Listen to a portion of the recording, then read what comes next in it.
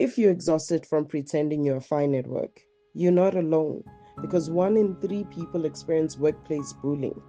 This is from Workplace Bullying Institute 2021. That heavy feeling in your chest when you walk in, it's not just you. So, why do you still pretend it's just stress? Let's talk about why it hurts so much. Let's talk about the extra time that you sit in your car, psyching yourself up to go in and do this. A lot of us have been there. I know what you are feeling in those moments. That pit in your stomach when you pull into the parking lot. The way your shoulders tense up the second you walk through those doors. The constant second guessing. Was that comment meant to hurt me? Am I being too sensitive? Here's the truth. When your body reacts this strongly, it's not being dramatic. It's trying to protect you from the real emotional harm. This isn't just in your head, it's in your nervous system. Workplace bullying fires up the same survival mode as facing physical threat. Your stress hormones flood your body, your muscles lock up. That's why Sunday afternoons feels like a weight on your chest. Your body's already anticipating the danger. Your body's already bracing for the week ahead. And here's the other brutal truth. According to Forbes, over 60% of bullied employees end up quitting, while the person hurting them keeps their job 70% of the time. Why do you feel so alone, so stupid? Turns out there's a science behind that too. When people constantly dismiss your pain, telling you you're overreacting or it's just a joke, your brain actually starts to believe them. Researchers found that being gaslit at work scrambles your focus and memory, like trying to think straight while someone's shouting insults at you. That why can't I just handle this feeling? That's not you failing.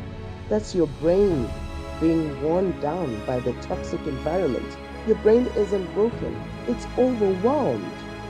When you're constantly told you're too sensitive or it's just a joke, your mind starts to believe it.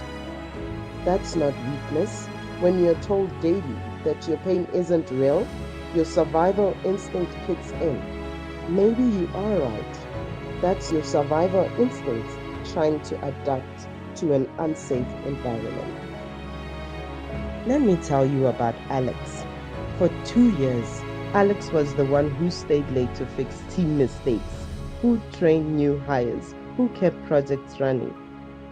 But when promotion time came, their ideas were suddenly too ambitious for someone at their level.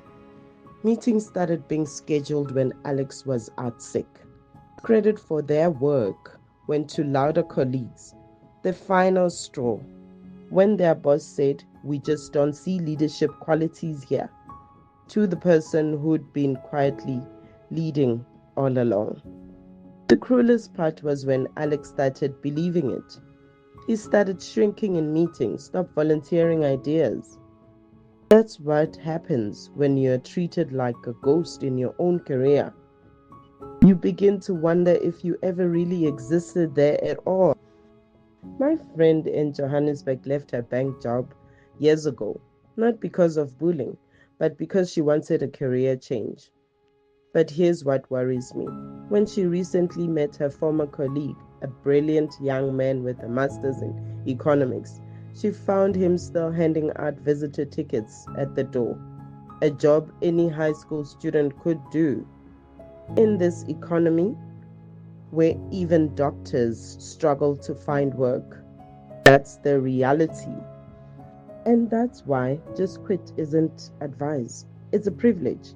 When you're bullied but have student loans, kids to feed, or a family counting on you, walking away isn't an option.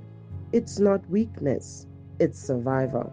So you swallow the comments about your attitude problem when you set boundaries. You laugh along when they mock your ambitions. You trade pieces of your self respect for that paycheck and hate yourself a little more each time. I personally do not think the shame belongs to you. It belongs to the system that traps people in this impossible choice: endure the abuse or risk homelessness. Maybe you are the economist right now. Maybe you are the doctor driving Uber just to keep the lights on. This isn't you problem. This is what happened when jobs treat people as disposable and economies make desperation profitable. When we asked others trapped in a toxic workplace how they coped, here's what some shared. Some have found that documenting everything, dates, time, witnesses, became their armor. Not for HR. We all know how that goes. But for themselves. When the gaslighting starts, the notebook holds their truth. Others created tiny pockets of control where they could. One person refuses to eat lunch at their desk. That 30 minutes is theirs. Another mutes all work apps after 6 p.m. Small rebellions, like the viewer who wears ridiculous socks under formal shoes. My secret middle finger to the fake. And nearly everyone who survived this says the same thing. Find your person. The one person who gets it. The co-worker who meets your eye after the condescending meeting. The one who slips you coffee after a bad meeting. The friend who texts, "How was today?" Really. These connections don't fix the pain, but they help you remember you existed before this job tried to erase you. There's also this community where comments like "same here" can feel like oxygen. This is why this channel exists after all. Which brings me to the comment section. So if today's video hit a nerve, maybe in a way that you didn't expect, this is your space. You can comment just "same here." You can share the thing that the coworker does that makes your eye twitch. Just read through and know. The people here get it. No performative optimism. No look at the bright side. Just real people who've sat in their cars crying before a shift too. And if you're new here, this channel is basically a group chat for surviving workplaces that make you question your sanity. Hit subscribe if you want more of that. No pressure, just an open door. If you're still here, thank you. This space exists because hard emotions aren't meant to be carried alone. Next time, we'll talk about the quiet lies we tell ourselves to get through the day. "I should be stronger by now." Or maybe just pretend a little longer. Because you are not crazy.